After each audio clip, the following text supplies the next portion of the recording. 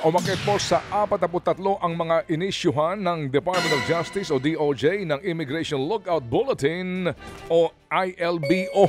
Kabilang po dyan ang mga tauhan ng Bulacan First District Engineering Office na sina JP Mendoza, Ernesto Galang, John Michael Ramos, Jaime Hernandez, Floraline Simbulan, Juanito Mendoza at Benedict Matawaran.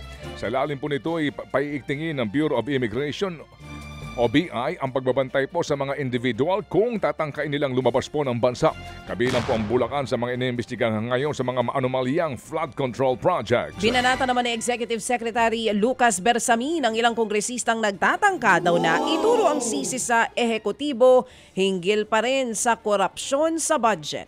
Ayon kay Bersamin, hindi kukonsintihin ng gabinete ang anumang atake sa kanilang integridad at reputasyon, pati ang tangkang kontrolin ng pondo. Mawawalan daw ng silbi ang mga investigasyon sa anomalya kung hindi tutumbukin ang mismong pinanggagalingan ng korupsyon. Kaya banat ni Bersamin sa mga kongresista, pakinggan ng mga Pilipino at unahing linisin ang Kamara. Sinabi yan ng kalihim matapos irekomenda ng party leader sa Kamara na ibalik sa Budget Department ang panukalang budget para sa taong 2026 pero binawi rin ito ng party leaders kalaunan. Iniutos po ng Pangulong Bongbong Marcos Jr. sa DPM at DPWH na busisiin ang mga questionabling item sa panukalang pondo ng Department of Public Works and Highways o DPWH. Samantala po naman niliwanag po ni DPWH Secretary Vince Dizon na tanging mga empleyado po lamang ng ahensya ang iimbestigahan kaugnay po sa flood control projects. Pangungunahan po ng bubuing Independent Commission ni Pangulong Marcos Jr. ang investigasyon kaugnay po sa umano'y korupsyon sa mga flood control projects na ito. Tinibag na rin ni Dizon ang Anti-Graft Committee ng DPWH na siya husanang mag-iimbestiga sa kanilang sarili, ang kanilang mga kawani. Kumambiho naman ang bagong kalihim ng tanungin kung irerekomenda niyang paimbestigahan na rin si dating Secretary Manuel Bonoan.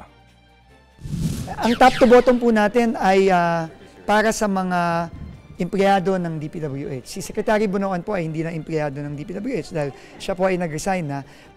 Yan po ang tinig ni DPWH Secretary Vince Dizon.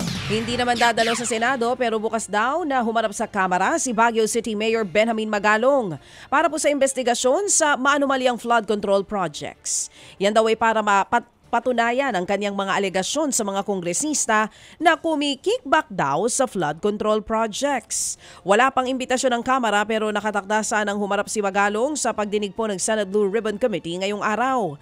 Hinihintay rin daw ng alkalde kung ano ang magiging pasya ng Pangulo sa nilulutong independent body. Sinabi po yan ni Magalong nang makiisa sa rally laban po sa maanumalyang flood control projects. Well, doon ang gera doon ang battlefield. Siyempre, as someone na talagang nakikipaggera tayo laban sa corruption, doon tayo sa may gera. Hindi naman tayo pwede pumunta doon sa non-conflict areas. Yan nga po ang tinig ni Mayor Benji Magalong. Nanawagan po naman ang mga obispo sa bansa na huwag lamang mga kontratista ang panagutin sa umano'y korupsyon sa mga flood control projects. Ayon po sa Catholic Bishops Conference of the Philippines o CBCP, paano raw paniniwalaan ang mga investigasyon sa Kongreso kung may kinalaman din sa katiwalian ang mga nag-iimbestiga?